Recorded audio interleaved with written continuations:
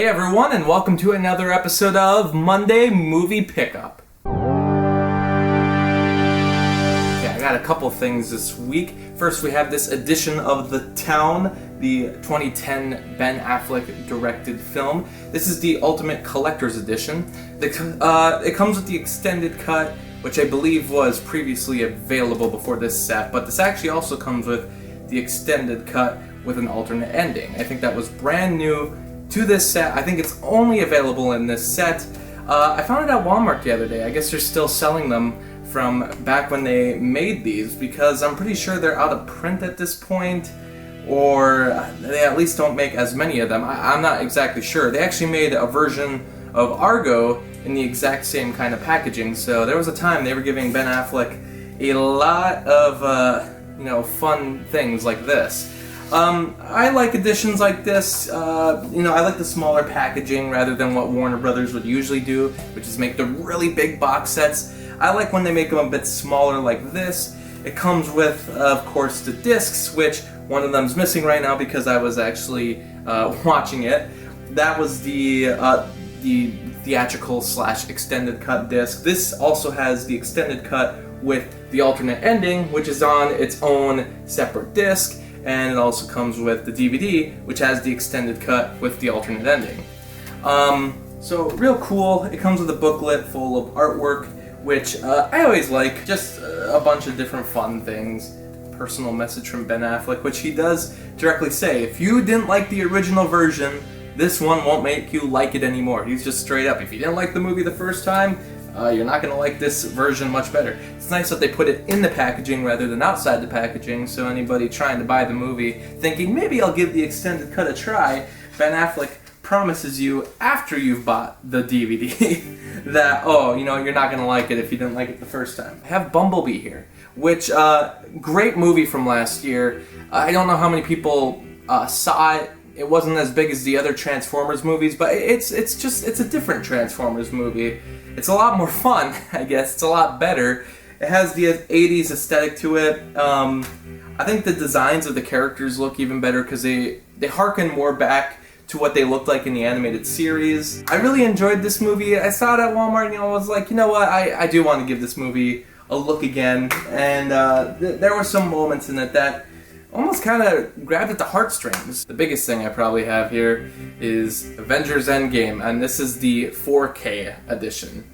I bought the 4K edition, Target exclusive actually, specifically because it came with this extra book inside. Target editions usually come in this kind of packaging. I've seen it done for Rogue One and for The Last Jedi, so they typically do this for their bigger movies. This is the first Marvel Studios movie to have a 2-disc edition since, I believe, Iron Man 2. Ever since Disney's been handling them, they haven't really had 2 discs. I guess it made sense this time because they've been doing it a lot for Star Wars, but I didn't really ever understand why there needed to be 2 discs. I figured you could fit most of the special features on the other disc, but those Star Wars movies usually have an hour-long documentary to go along with it, so and usually in 4K itself, so I'm sure it takes up an entire disc on its own. You can't really fit it onto the movie. And here it made sense because the movie is 3 hours long, so it probably makes sense to put the bonus features on a separate disc. To be honest, I'm a little disappointed in the number of special features, and I'm also disappointed that Target didn't take the time to do an extra disc like they usually will do for the Star Wars movies. Not that they ever add too much, it's usually just one special feature on a DVD, but you're at least getting something out of buying a separate edition exclusively from Target. The main reason I bought this from Target was actually because of this booklet, and this was going to be, the Avengers Endgame, a look back at the MCU. And I'm disappointed in this too, because it's a great book and all. I mean, I have a couple of these other artwork books that they have for some of the other movies that Marvel has released, but I'll be honest, it's, you start from the beginning and you're like, okay, they're starting out with Iron Man, and they're gonna go through, Iron Man 2, and you figure, okay, they're skipping Incredible Hulk because it's still technically owned by Universal. Then they skip the Avengers, then to Iron Man 3, and then to, then you get to Age of Ultron, Civil War, And you start realizing, and then they do Homecoming, so you start to realize it's more looking back at all the movies that had Iron Man in them, which is fine because that is quite a bit of the MCU movies, but this isn't really a full look back at the MCU. This is just more of a look back at Iron Man, which makes sense if you've seen Endgame, but that's what I mean. I was a little disappointed. I figured there'd be some more in it. If they'd go movie by movie, like, you know, a spread for each movie would have been great.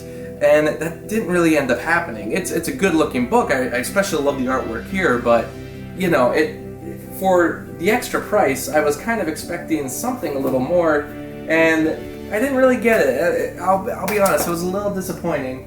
I still was happy buying it because, you know, I don't have many 4K movies. I don't really plan on getting a 4K player anytime soon, but if it comes across, at least I'll have a couple movies in 4K to watch. But all those movies back there, I have no plan to upgrade to 4K. And there's certain movies that I'll buy in 4K when they're brand new.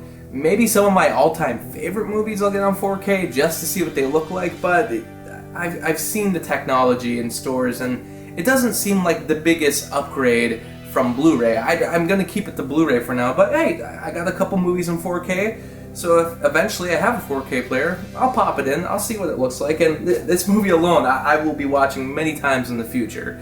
I've already seen it like 5 times in theaters. I watched it immediately when I got home buying this version. I want to watch it again. This is getting up there as my favorite movie of 2019. It might just be the best movie of 2019, to be honest. And last but not least, I have actually 2 movies here. This is Bambi, the other way around. This is what happens when I'm looking at the monitor, by the way.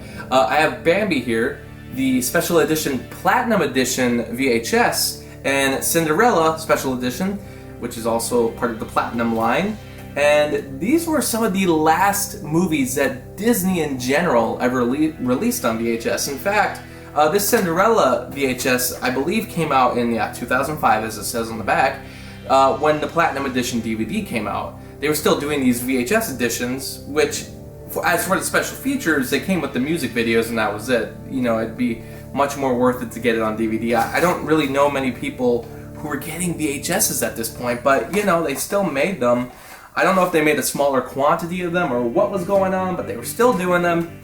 And I believe this Bambi VHS is actually the very last VHS they ever did, from my knowledge. I know Lilo and Stitch 2, Stitch Has a Glitch, is in tight competition with that, and this was also a 2005 release. The funny thing is I also have that Stitch Has a Glitch VHS, so basically with these 2 and that one, I pretty much have almost every last Disney VHS that they did, but I think Bambi's the official last one. Sad thing is, it's a little beat up, you can see here. It's a little bit of a crack going on there, which was fine by me. I'll see if it still plays, but to be honest, I wanted it more just for the novelty of having it. I do collect not many VHSs anymore, but when it comes to the Disney Animation Studios movies, I do still try to get every version of the VHS that's been released, if I can find them. I don't go eBay hunting or Amazon hunting. I'll never do that for these, but if I find them in stores, yeah, I'll buy them because they're typically only $1. These were only $1, and from my knowledge, since they were the last VHSs released by Disney, there's not too many of them. There's still quite a few. They're not of too much value, but if you go on eBay, these are typically just a little bit more expensive than all the other VHS editions of these movies that exist.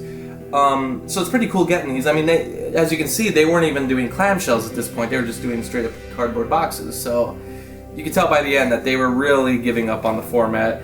And yeah, even looking at the VHS itself, this one does have the one special feature on it.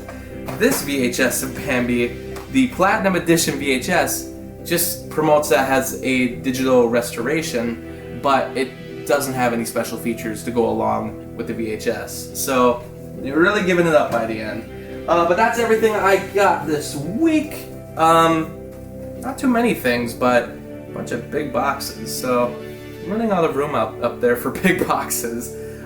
Thanks for watching, everyone. We'll see ya maybe next week.